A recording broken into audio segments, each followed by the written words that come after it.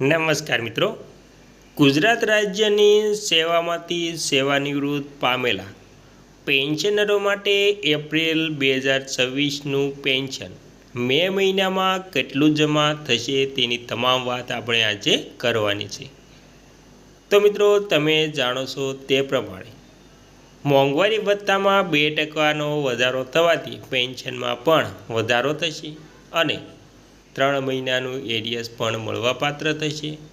ત્યારબાદ જે પેન્શન મળે છે તેમાં 1000 રૂપિયા મેડિકલ એલાઉન્સ પણ ઉમેરાશે અને જો તમારે કોમ્યુટેશનની રકમ કપાત થતી હશે તો તે બાદ થઈને કુલ રકમ જે છે તે મળવાપાત્ર થશે. તો મિત્રો, હવે મોંઘવારી ભથ્થામાં વધારો થવાથી અને જે મોંઘવારી ભથ્થું 58% હતું તેમાં 2% વધારો થવાથી ટોટલ 60% મોંઘવારી ભથ્થું થશે, જે જાન્યુઆરી 2026થી લાગુ થવાનું છે અને બાકી જે 3 હપ્તા એટલે કે એરિયસ 3 મહિનાનું બાકી છે તે પણ જમા થશે. તો મિત્રો, વિગતવાર વાત કરીએ તો રાજસ્થાનના મુખ્યમંત્રી ભજનલાલ શર્માએ રાજ્યના આશરે 12.46 લાખ પરિવારોને મોટી રાહત આપતા મોંઘવારી ભથ્થા ડીએ અને મોંઘવારી ડીઆરમાં 2% વધારાને મંજૂર કર્યો છે. તો મિત્રો, આવી રીતે રાજસ્થાન સરકાર મોંઘવારી ભથ્થામાં વધારો કર્યો છે અને ગુજરાત રાજ્ય સરકાર પણ તેના પેન્શનરોમાં મોંઘવારી રાહતમાં 2% વધારો કરી ટોટલ 60% કરશે. અને મિત્રો, ત્યારબાદ જે મોંઘવારી ભથ્થા ઉપરાંત 8મા પગાર પંચની પણ જાહેરાત થશે, જે 2026થી લાગુ થવાનું છે. ત્યારબાદ મોંઘવારી ભથ્થાની વાત કરીએ તો મિત્રો, તેમાં વધારાનો નાણાકીય બોજ પડશે. આર્થિક દ્રષ્ટિએ જોઈએ તો આ વધારાને કારણે રાજ્ય સરકારની તિજોરી પર વાર્ષિક અંદાજે 1156 કરોડનો વધારાનો નાણાકીય બોજ પડશે. સરકારનો આ નિર્ણય વધતી જતી મોંઘવારી સામે કર્મચારીઓની ખરીદશક્તિ જાળવી રાખવા અને તેમને આર્થિક સુરક્ષા પૂરી પાડવાના હેતુથી લેવામાં આવ્યો છે.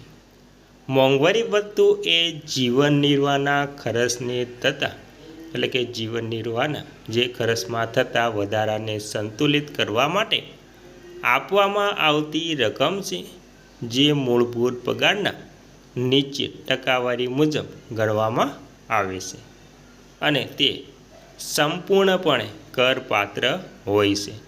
તો મિત્રો, આવી રીતે વધારાનો નાણાકીય બોજ જે 1156 કરોડનો વધારાનો નાણાકીય બોજ તિજોરી પર વાર્ષિક અંદાજે પડશે મિત્રો.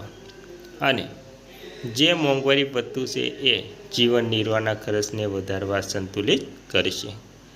ત્યારબાદ મિત્રો, વાત કરીએ તો લાંબા ગાળાની બચતમાં પણ વધારો.